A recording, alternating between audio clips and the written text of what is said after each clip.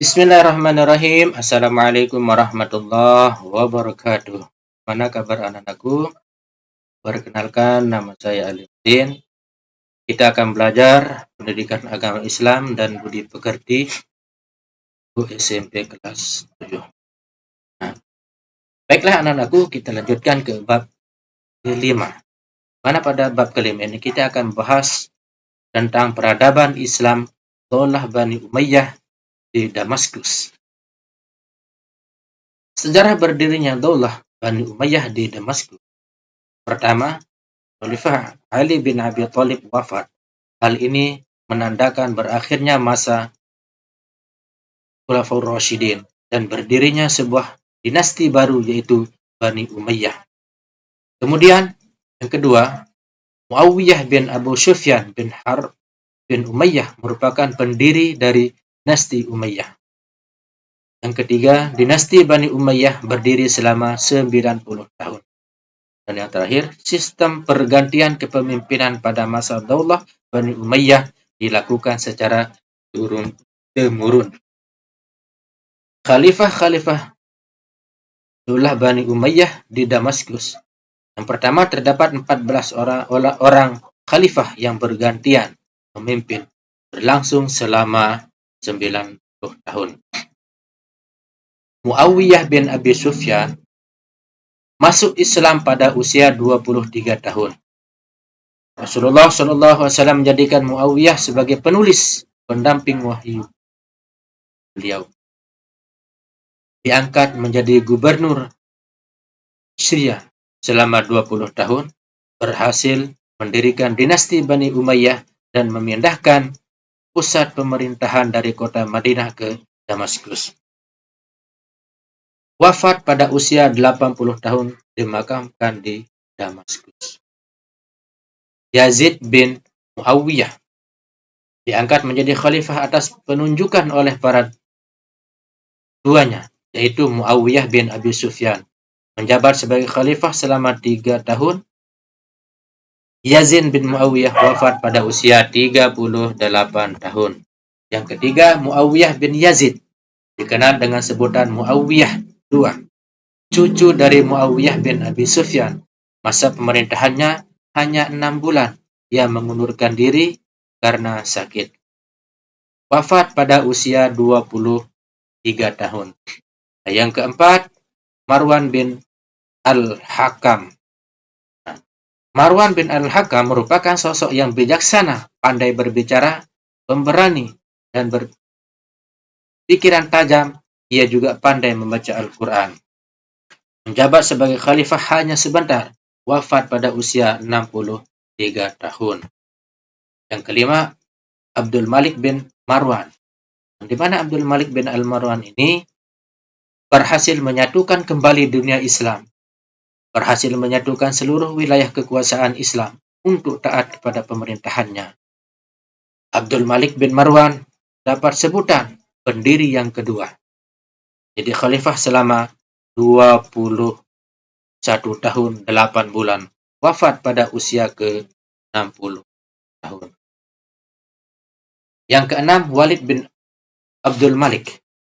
Yang dimana Walid bin Abdul Malik lahir pada tahun 50 Hijriah. Dilantik menjadi khalifah pada tahun 86 Hijriah atau 705 Masehi. Gantikan ayahnya. Masa pemerintahannya berlangsung selama 10 tahun. Berhasil melakukan perluasan wilayah kekuasaan dari Afrika Utara menuju benua Eropa. Bangun Masjid Umawi atau Masjid Umayyah di Damaskus dan akhir wafat pada tahun 96 Hijriah atau 715 Masehi. Khalifah-khalifah yang ketujuh ini Sulaiman bin Abdul Malik, di mana Sulaiman bin Abdul Malik lahir pada tahun 54 Hijriah atau 674 Masehi. Masa pemerintahannya selama 2 tahun, dilantik menjadi khalifah setelah Walid bin Abdul Malik wafat. Memiliki watak yang kurang bijaksana dan suka mengumpulkan harta.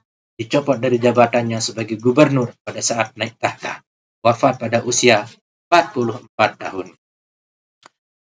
Nah, lalu kemudian khalifah yang ke-8 yakni Umar bin Abdul Aziz, sosok khalifah yang takwa dan bersih, sosok pemimpin yang adil dan sederhana, mengurangi pemungutan pajak dan menganggap semua penduduk setara. Beliau wafat pada tahun 720 Masehi dalam usia 39 tahun. Lalu kemudian khalifah yang ke-9 yakni Yazid bin Abdul Malik, yang di mana Yazid bin Abdul Malik sejak kecil hidup dalam kemewahan sehingga kurang menghargai arti sebuah perjuangan dan makna kekuasaan. Ketidakcakapannya dalam memimpin membuat Daulah Bani Umayyah mulai goyah. Pada masa pemerintahannya banyak muncul propaganda bagi keturunan Bani Abbas. Masa pemerintahannya berlangsung selama 4 tahun, wafat pada tahun 105 Hijriah atau 723 Masehi. Lalu kemudian khalifah yang ke-10 Hashim bin Abdul Malik, termasuk khalifah-khalifah yang terbaik. Dinobatkan sebagai khalifah pada usia 35 tahun. Masa pemerintahannya selama 19 tahun 9 bulan. Wafat dalam usia 55 tahun. Ia merupakan khalifah yang cakap, jujur, dan ahli dalam strategi militer. Lalu kemudian khalifah yang ke-11, Walid bin Yazid, lahir pada tahun 90 Hijriah. Masa pemerintahannya berlangsung selama 1 tahun 2 bulan. Memiliki kepribadian yang kurang baik, sehingga pada saat menjadi khalifah Daulah Bani Umayyah mengalami kemunduran. Berhasil membuat kebijakan menjadikan jumlah bantuan sosial untuk perawatan orang-orang buta dan lansia berlipat ganda. Kemudian Walid bin Yazid wafat dalam usia 40 tahun. Lalu kemudian khalifah yang ke-12 Yazid bin Walid. Masa pemerintahannya singkat, yaitu sekitar beberapa bulan. Banyak mengalami kesulitan saat menjadi khalifah. Sebelum wafat, berwasiat kepada saudaranya Ibrahim untuk menjadi khalifah sepeninggalnya. Kemudian, Khalifah Ibrahim bin Walid diangkat menjadi khalifah atas wasiat saudaranya, yaitu Yazid bin Walid. Naik tahta dalam situasi bergejolak penuh ketakutan. Masa pemerintahannya hanya berlangsung beberapa saat. Kemudian, Khalifah Marwan bin Muhammad dibaiat menjadi khalifah pada tahun 127 Hijriah atau 744 Masehi, berhasil menyusun kembali kekuatan Islam. Marwan bin Muhammad tidak mampu membendung gerakan Bani Abbasiyah dan pendukungnya untuk menggulingkannya. Wafat pada tanggal 20 Zulhijjah 132 Hijriah atau 5 Agustus 750 Masehi. Setelah Marwan bin Muhammad wafat, berakhir pula kedaulatan Bani Umayyah dan berdiri kedaulatan baru, yaitu Daulah Bani Abbasiyah. Kemajuan peradaban Islam pada masa Bani Umayyah di Damaskus. Nah, jadi di Diwan Ar-Rasyid, departemen yang bertanggung jawab mengatur urusan terkait surat-surat kenegaraan.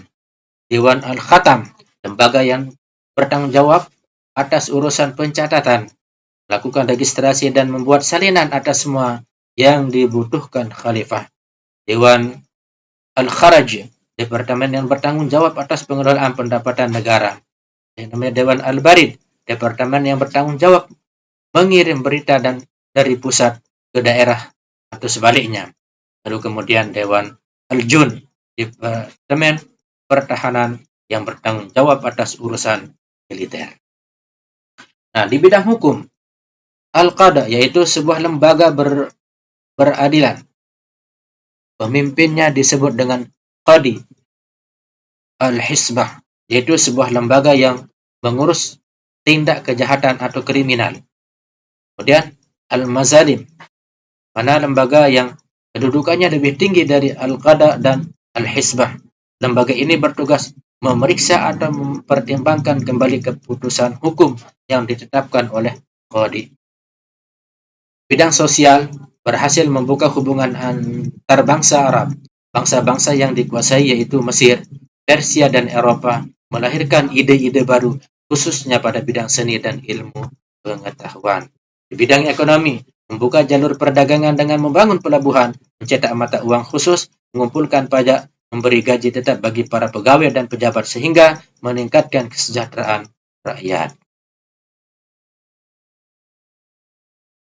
Yang keagamaan, dibangunnya Masjid Agung yang disebut dengan Masjid Damaskus.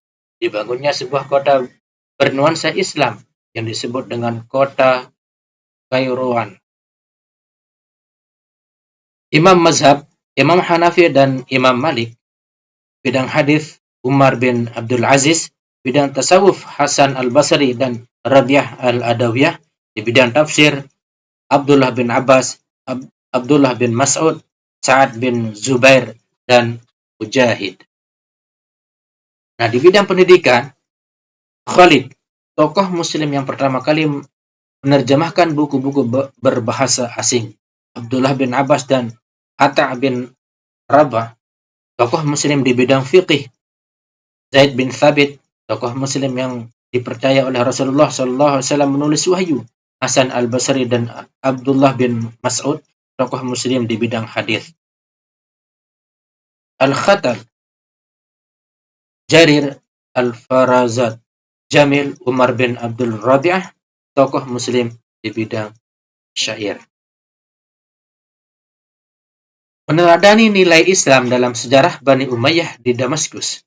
Bagaimana kita meneladani nilai Islam dalam sejarah Bani Umayyah di Damaskus? Bersemangat dalam belajar, baik ilmu agama ataupun ilmu pengetahuan, menambah rasa keimanan dan ketakwaan kepada Allah Subhanahu wa taala, menghindari sikap diskriminasi terhadap siapapun, menumbuhkan sikap cinta tanah air dan bela negara, bertanggung jawab dalam melakukan segala kewajiban yang diberikan.